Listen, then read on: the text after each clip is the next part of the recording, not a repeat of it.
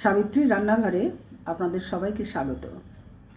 আমার আজকের রেসিপি চিংড়ি মাছ ভাপা।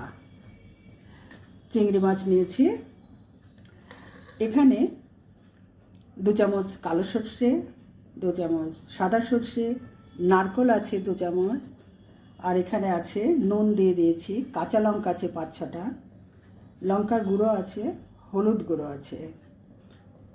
এবার আমি মশলাটাকে ভালো করে মাখিয়ে নেব।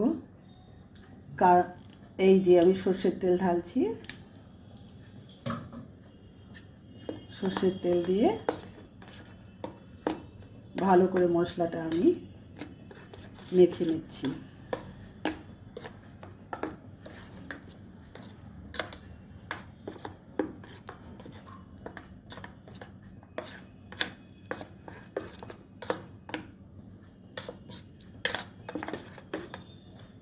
মাখানো হয়ে গেছে,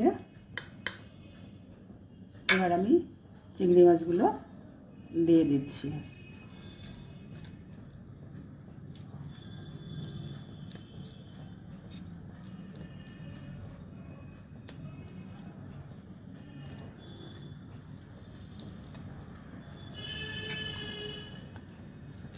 চিংড়ি মাছগুলো যাতে ভালো করে মশলার সাথে একসঙ্গে মাখা হয়ে যায় সেটাই আমি করে দিচ্ছি। 2টো কাঁচা লঙ্কা দেবো, যদিও কাঁচা লঙ্কা দেওয়া আছে, শুকনো লঙ্কা দেওয়া আছে, একটু ধনেপাতা দিচ্ছি।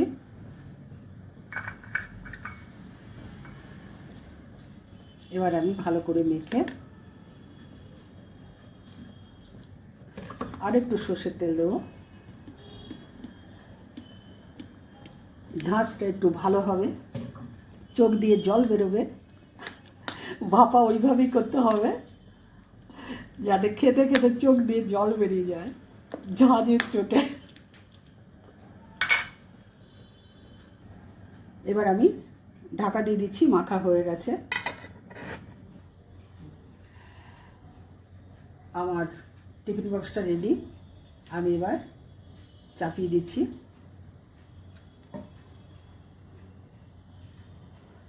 পঁচিশ মিনিট আমি ভাপিয়ে নেব। 25 মিনিট হয়ে গেছে, এবার আমি নামিয়ে নেব।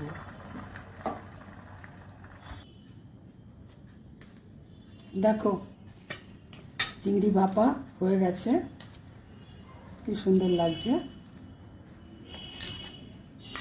এবার আমি প্লেটিং করে দিচ্ছি।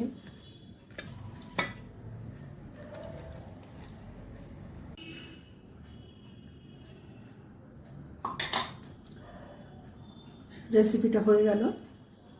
যদি ভালো লেগে থাকে অবশ্যই সাবস্ক্রাইব করবেন, লাইক শেয়ার কমেন্ট করবেন, আমার ফেসবুক পেজটাকে ফলো করবেন।